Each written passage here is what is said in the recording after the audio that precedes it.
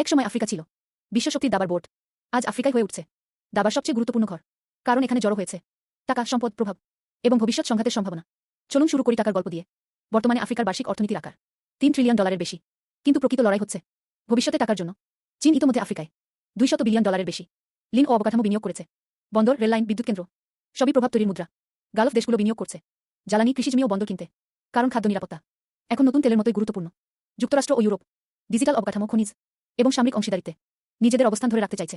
এখানে টাকা মানে শুধু উন্নয়ন নয়, টাকা মানে নিয়ন্ত্রণ। এখন আসি প্রভাবের খেলায়। আফ্রিকার বহু দেশে ফরাসি ও পশ্চিমা প্রভাব কমছে, তার জায়গা নিচ্ছে চীন, রাশিয়া, তুরস্ক ও গালফ জোট। এটা আর উপনিবেশ নয়, এটা চুক্তির মাধ্যমে প্রভাব বিস্তার। কিন্তু যেখানে প্রভাব সেখানে সংঘাতের ঝুঁকি থাকেই।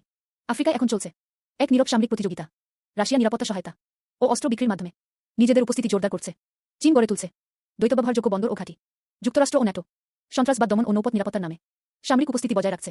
লাল সাগর, সাহেল অঞ্চল, হর্ন অব আফ্রিকা এসব জায়গা এখন নতুন সংঘাত অঞ্চলের ঝুঁকিতে।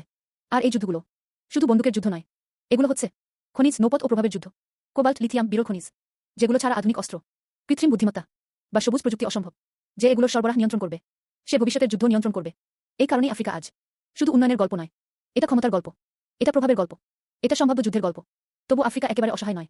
আফ্রিকার দেশগুলো এখন নিজেদের মধ্যে জোট করছে, দক্ষিণ দক্ষিণ সহযোগিতা বাড়াচ্ছে, এক শক্তির উপর নির্ভরতা কমাচ্ছে। কারণ তারা বুঝে গেছে এই খেলায় শুধু সম্পদ থাকলেই চলবে না, নিজস্ব কৌশল না থাকলে অন্যরা খেলবে আর আফ্রিকা দেখবে নতুন বিশ্ব ব্যবস্থায়। আফ্রিকা আর প্রান্তিক নয়, আফ্রিকা এখন টাকা, ক্ষমতা এবং সংঘাতের কেন্দ্রবিন্দু। এবং এই বাস্তবতা বিশ্ব রাজনীতিকে আগামী 10কে নতুনভাবে সংজ্ঞায়িত করবে।